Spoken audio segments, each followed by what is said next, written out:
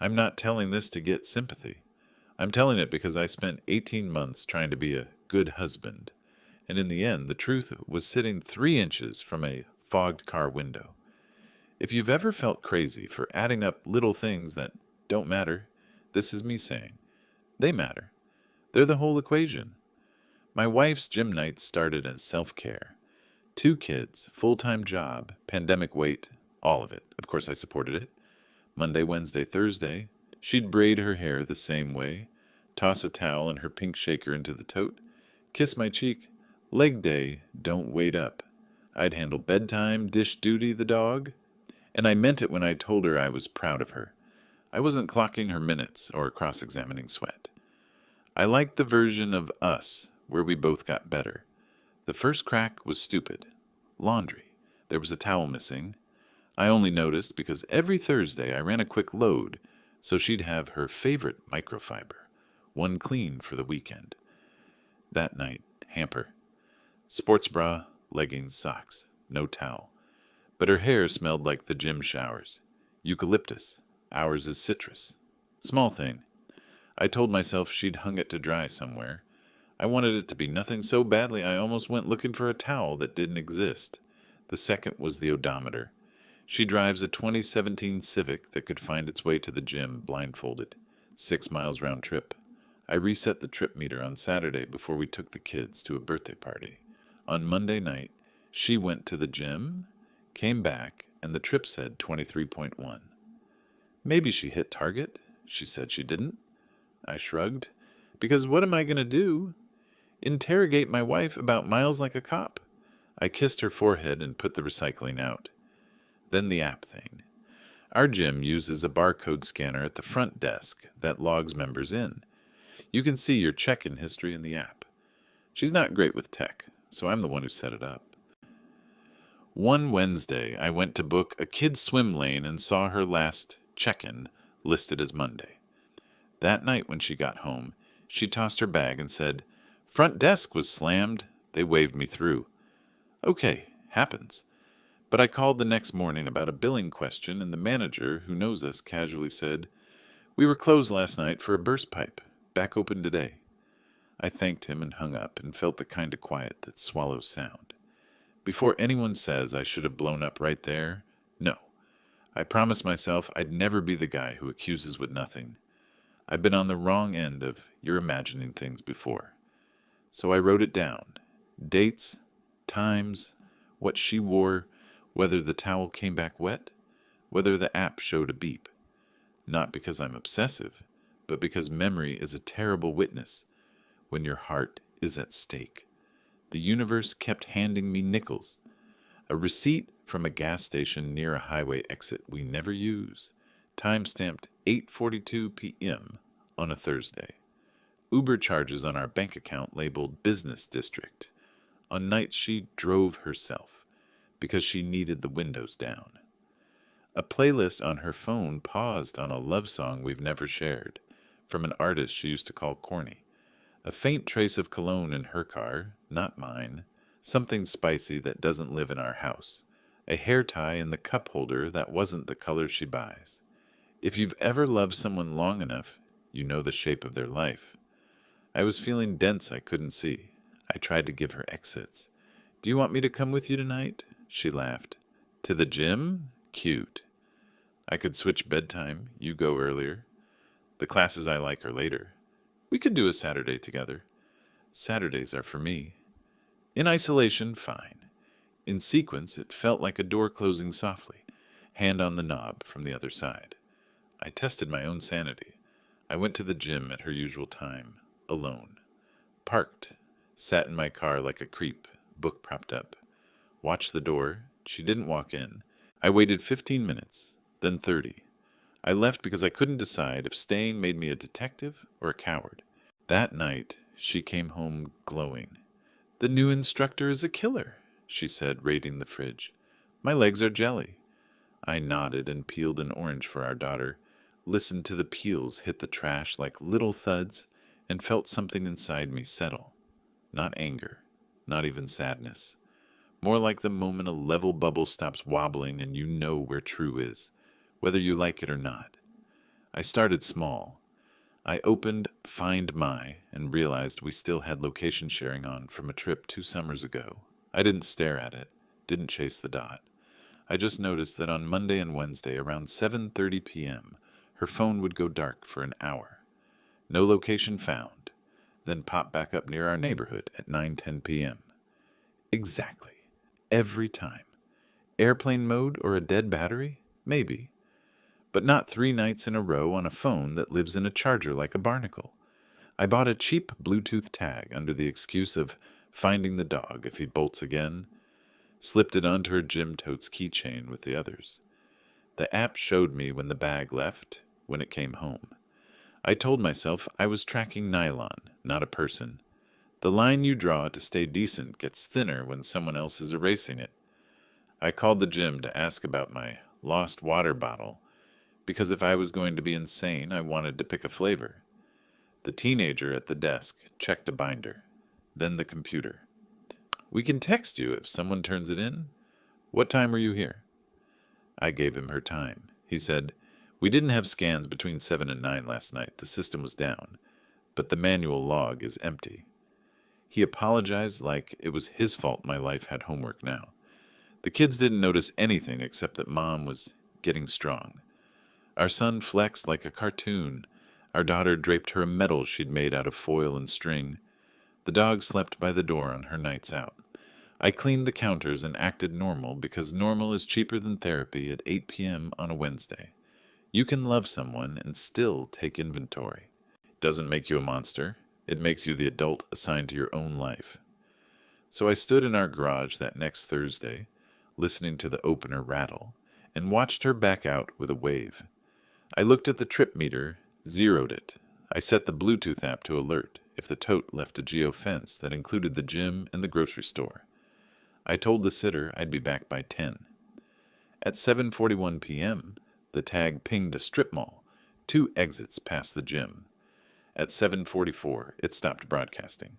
At 8:56, it came back online in the same spot.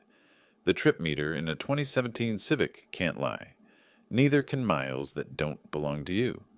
I put on my jacket, grabbed my keys, and told the sitter I needed to pick up medicine before the pharmacy closed. I drove without music, the kind of quiet where you hear your own breath and the tremor inside it. Patterns are a cruel teacher. Once you see them, you can't unsee them, and every innocent detail becomes a thread, pulling at the same unraveling sweater. I had convinced myself that the missing towel, the odometer, the closed gym, maybe they were all explainable, but when the same lies start wearing different costumes, you stop hoping for coincidence. You start logging the play-by-play like a referee no one else can hear. I kept a notes app just for this. Monday, 7:12 p.m., left home. 9:05 p.m., returned. Clothes smelled faintly of cologne, not detergent. Tuesday, no gym scheduled. Wednesday, 7:18, bag slung over her shoulder, hair braided. App shows no check-in. Thursday, same routine, but her Uber account pinged a $14.37 ride from the business district to our street at 9:03. Why take an Uber when you drove the Civic there? Why pay cash at the gas station near exit 14 when the gym is off exit 9? Why forget to scan when the system logs every single beep except hers? I didn't go looking for this. It kept landing in my lap. A Target receipt, time-stamped 8:46 p.m., on a leg day that ended with her limping into the shower. Except Target closed at 8:30. A Spotify notification flashing on the family iPad. Her account playing a track called Stay With Me Tonight in a playlist named R. I don't make playlists. She doesn't name them with initials. Somebody else does. Then there was the smell. Not sweat, not the eucalyptus shampoo she favored after workouts. Something sharper, musky, pressed into the upholstery of her car. I sat in that driver's seat one morning while the kids buckled themselves in, and it hit me like static in the nose. Our daughter wrinkled hers and said, "Mom, your car smells weird." She laughed. I didn't. I tested the odometer again. 6 miles round trip to the gym, plus maybe a mile to grab groceries. 11 at most. I zeroed it on Monday. By Thursday night, it read 39.7. The Civic doesn't teleport, it drives. Somewhere far enough away to triple a normal trip and right back again with a driver who swore she only hit the treadmill. I tried to confront gently. "Did you have to go somewhere else tonight?" She blinked too fast. "No. Why?" "Just saw extra miles on the car." She rolled her eyes. "You sound like my dad." Then she kissed me and went upstairs, leaving a perfume of answers I didn't ask for. The gym app was my proof of sanity. Members check in with barcodes. The log is clean, searchable. Out of curiosity or desperation, I checked her history over the past 3 weeks. 6 supposed visits, 2 recorded, 4 blank. When I asked casually about the Wednesday class, she raved about a new instructor. The front desk, when I called about swim lane bookings, said, "We haven't had that class in months." I wrote it all down. Not because I wanted a case, but because I wanted clarity. Because every time I almost believed her, the world threw me another inconsistency. A lipstick smear on her water bottle, the shade she doesn't wear. A text she meant for someone else. "Traffic was insane, thanks for waiting." Sent at 9:14 p.m., while she was supposedly still on the elliptical. The silence in our house grew heavier. The dog paced on nights she was working out. Our son asked why Mom didn't eat dinner with us anymore. Our daughter started leaving her foil medals on the counter instead of draping them on her mother's neck. And me? I became a shadow with a pen, marking timestamps, receipts, and mileage like rosary beads for a faith I'd already lost. One night, I drove to the gym myself at her usual time. Parked across the street. Watched the door. Her Civic never pulled in. I stayed an hour, heart drumming against the steering wheel, praying for her headlights. At 9:06, my phone buzzed with a text. "Just leaving. Legs dead. LOL." I stared at the empty parking lot and felt my chest hollow out. That was when I knew this wasn't paranoia. This was a pattern, and patterns once proven don't lie. They only get louder until you decide whether to listen. I wasn't ready to confront yet. I wasn't ready to explode. I was ready to track, to measure, to turn suspicion into something she couldn't wave away with a laugh. So I drew a line. No more half-clues, no more coincidences. From that night forward, I wouldn't just watch. I'd build the map. And when it was complete, there would be no "you're imagining things." There would only be the truth. Cold, time-stamped, undeniable. Tools, not tantrums. That became my mantra. If I was going to pull the thread until the sweater unraveled, I needed more than gut feelings and scraps of coincidence. I needed a system. No yelling, no accusations. Just evidence. The kind you can hold in your hand and lay on a table, and the room goes silent because there's nothing left to argue.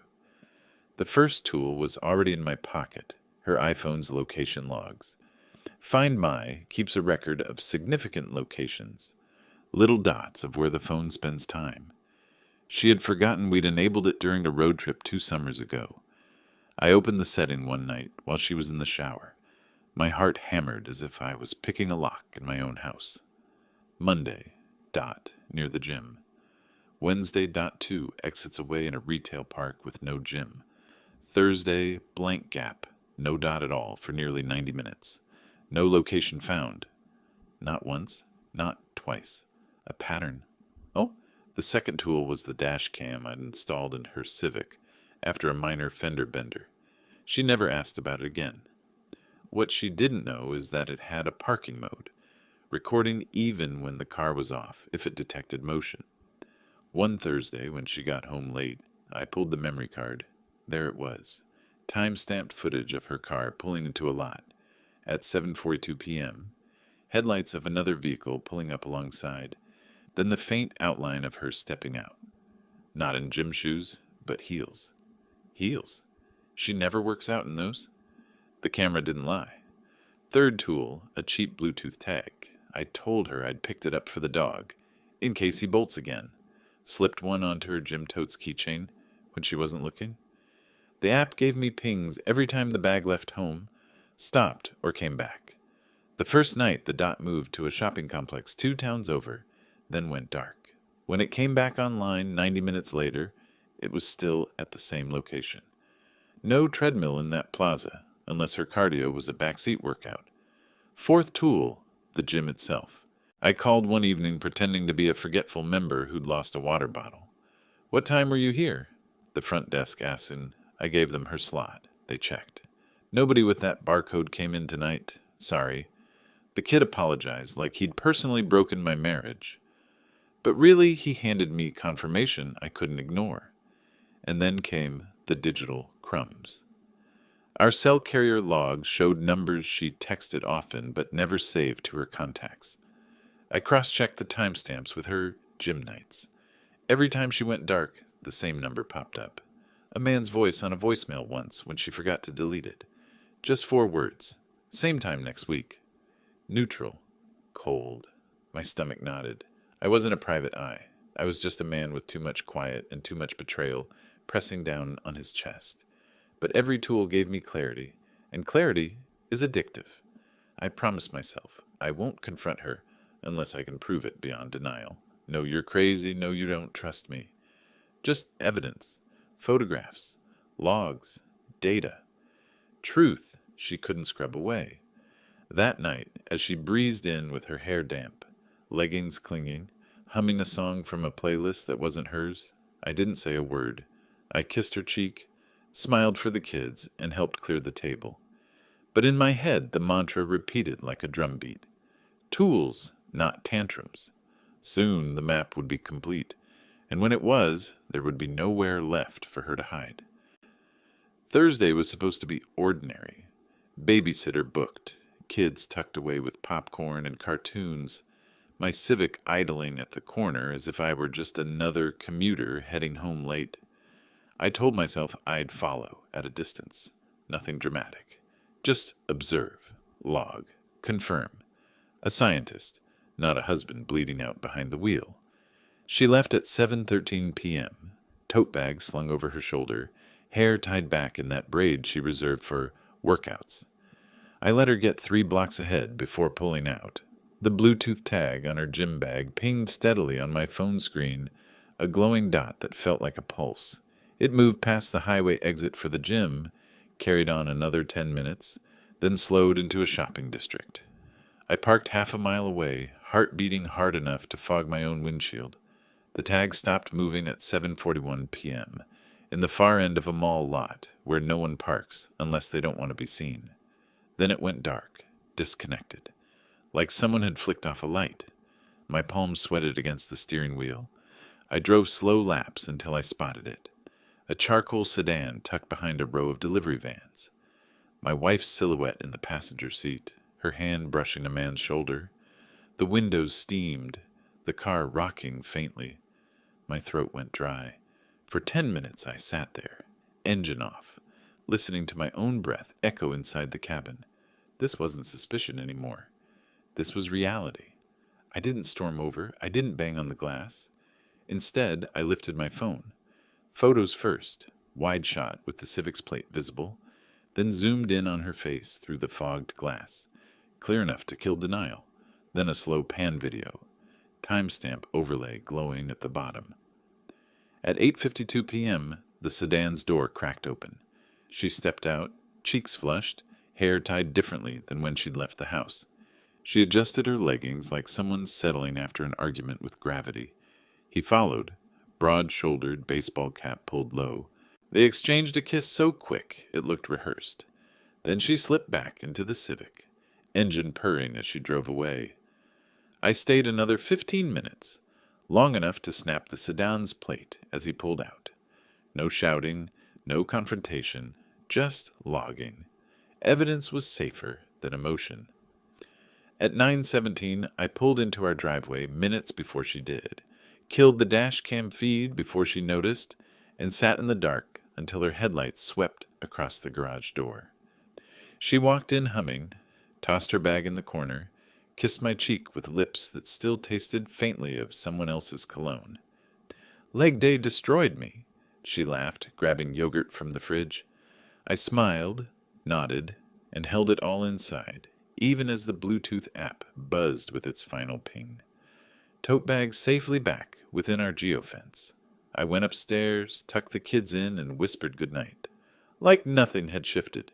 But in my phone's gallery sat the truth. Images, video, timestamps.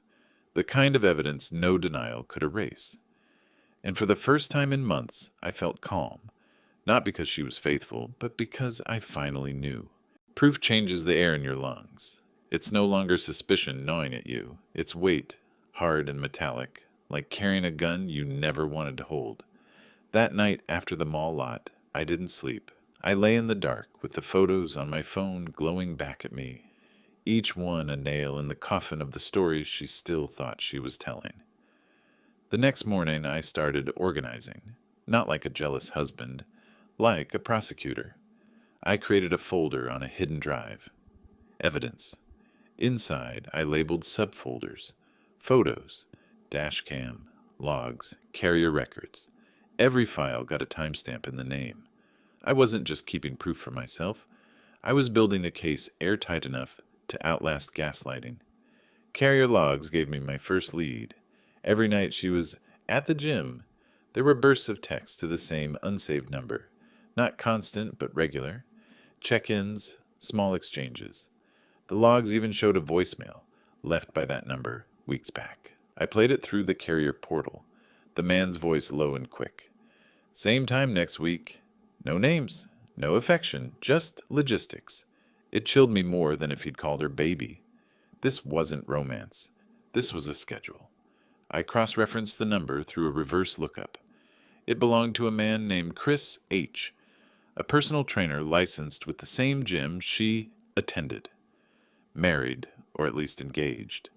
His social profiles were curated.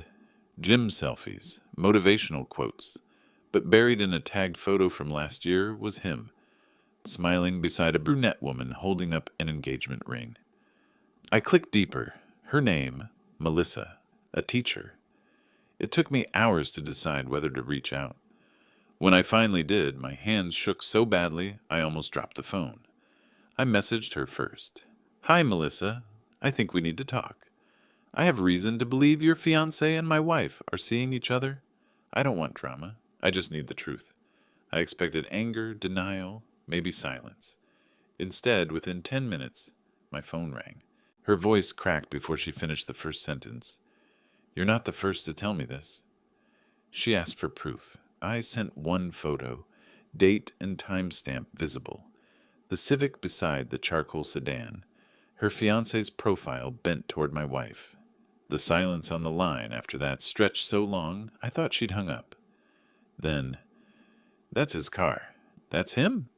She sent me screenshots of her own, late-night excuses, gym training sessions that didn't line up, a canceled wedding venue deposit just 2 weeks ago with no explanation. Her puzzle pieces fit mine perfectly. Two strangers blindsided by the same story, now allies because of betrayal. I wasn't done. I downloaded the gym's member policies. Buried in the fine print was a clause. Staff are prohibited from engaging in romantic or sexual relationships with clients on or off premises. Grounds for termination. I saved it as clause.pdf. Now I had a full file. Her lies, his violations, and another victim who'd been wearing the same blindfold. I didn't rage. I didn't cry. I simply archived it all, locked the folder with a password, and sat back. When my wife came home that evening, swinging her tote, hair damp, and said, God, that workout killed me, I looked up from the laptop and smiled. Yeah? You'll have to tell me about it later. She kissed me absently and walked upstairs, but the truth was already out of her hands. She just didn't know it yet. The confrontation didn't happen in a storm of shouting.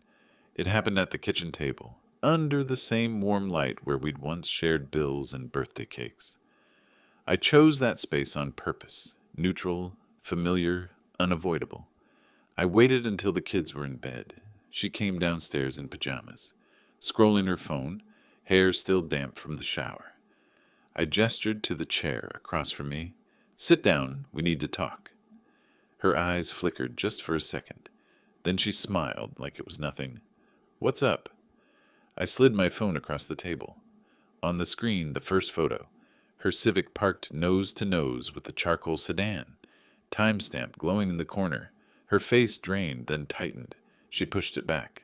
"What is this?" "You tell me," I said, calm. My voice didn't crack. I'd practiced it in my head too many times. She tried the script first. Deflection.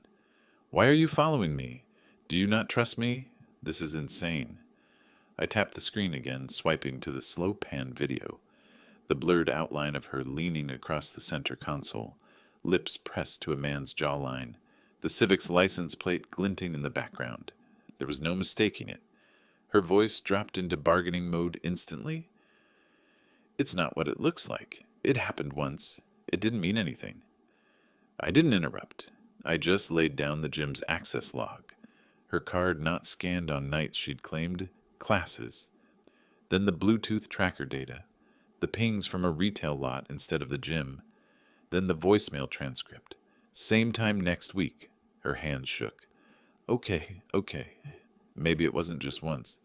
But I was lonely. You were distant. We can fix this. We can... That's when I pulled out 2 envelopes I'd prepared days before. I slid them across the table, side by side. The first, a divorce packet, drafted by an attorney. Custody terms clear, assets divided fairly, all above board. The second, a post-affair recovery plan. Full transparency, no contact with him ever again, weekly testing, counseling, passwords shared, every location visible. I watched her eyes move between them. Her lips parted to argue, but no words came. "You get to choose which one you sign," I said softly. "But either way, we're not going back to lies. That's over." Her face crumpled. Tears welled. She reached for excuses. "It was stress. It was a mistake. I love you." But each word hit the air hollow. Because on the table between us lay the undeniable truth. Photos, logs, data. The reality she couldn't twist into something prettier. I didn't yell. I didn't slam the table. I just sat there, steady as stone, while the weight of her choices settled on her shoulders. For the first time in months, I felt like the one in control. Not because I wanted revenge, but because I had finally stopped asking for honesty from someone who had already sold it cheap. And she knew it. Karma doesn't always roar. Sometimes it shows up in envelopes, emails, and phone calls that unravel a life one thread at a time. After that night at the kitchen table, she didn't pick either envelope. She cried, begged, promised, but she didn't choose. That silence made the decision for her. The next morning, while she took the kids to school, I put the case in motion. First stop, the gym. I forwarded the evidence. The Bluetooth tag logs, the dashcam timestamps, the policy clause highlighted in yellow, to the regional manager and the owner. Subject line, policy violation, trainer conduct. No emotion, no story, just the facts. Within an hour, I had a reply. "We take this very seriously. Thank you for bringing it to our attention." By evening, his fiancée had messaged me. "He's out. They fired him. Thank you for helping me see it clearly." Attached was a photo of her left hand, bare where the ring used to be. She'd posted it publicly with a caption, "Dodged a bullet." That alone spread through their mutual circles like wildfire. His shiny trainer reputation crumbled overnight. Meanwhile, my wife's gym family went cold. Word travels fast in small circles, especially when clients whisper about a trainer and a married woman sneaking around. Her comped membership evaporated. Her workout friends stopped inviting her to classes, stopped liking her posts. She became the woman people avoided eye contact with by the smoothie bar. The paperwork hit next. My attorney filed the separation, citing infidelity with attached exhibits. She was served at home, the knock at the door freezing her mid-sentence as she tried to apologize again. The look on her face when she saw the official seal, it wasn't anger, it wasn't even sadness. It was fear. Fear of consequences she couldn't talk her way out of. Within weeks, the trainer lost more than his job. The gym circulated the footage to justify a termination. A security cam caught his car in the restricted employee lot after hours. Final strike, they called it. His engagement ended, his career blacklisted. He tried to text her from a new number. Pathetic, we'll figure it out, messages. But she was too busy scrambling for a place to live after moving into a short-term rental. I kept the house. I kept the kids' routines, their bedrooms unchanged, their dog curled up in the same spot by the door. Their world stayed steady because I refused to let her chaos seep into them. And every step of it, every job lost, every friend turned cold, every door that slammed wasn't revenge I had to plan. It was karma she'd signed for the moment she chose lies over family. All I had to do was stop shielding her from it. Aftermath isn't cinematic. There are no credits rolling, no swelling music, just mornings where the house feels both too big and finally mine. The first Sunday she wasn't here, I poured cereal for the kids, folded laundry, and realized the silence wasn't tense anymore. It was peaceful. She moved into a rental across town, a beige apartment with thin walls and a month-to-month lease. The kids go there on weekends. They come back with stories about air mattresses and takeout dinners. I don't badmouth her. I don't need to. They see the difference on their own, the steadiness here, the chaos there. I changed the garage code, removed her fob from my keyring, put the Bluetooth tracker in a drawer where it can't whisper anymore. Little rituals of reclaiming my space. At night, I sleep without waiting for the garage door to rattle at 9:10 p.m. sharp. I sleep without suspicion. That's its own kind of freedom. The trainer tried reaching out once. A blocked number, a voicemail that started with "man to man, you have to understand." Deleted before he finished. His fiancée, ex-fiancée now, sent me a different kind of message. "Thank you for telling me the truth. It saved me years I can't get back." That one I saved. Friends told me I should feel triumphant, that I won. But there's no winning here. There's surviving. There's knowing I held my kids steady through a storm they didn't cause. That's enough. One night, weeks later, I drove past the gym. Not her gym, never again, but a different one. Newer, brighter, a place she'd never touched. Yeah. I parked, sat for a minute, then walked inside, signed the waiver, scanned a key tag. The girl at the desk smiled and said, "First time?" I nodded. I didn't come to lift weights. I came to remind myself of something.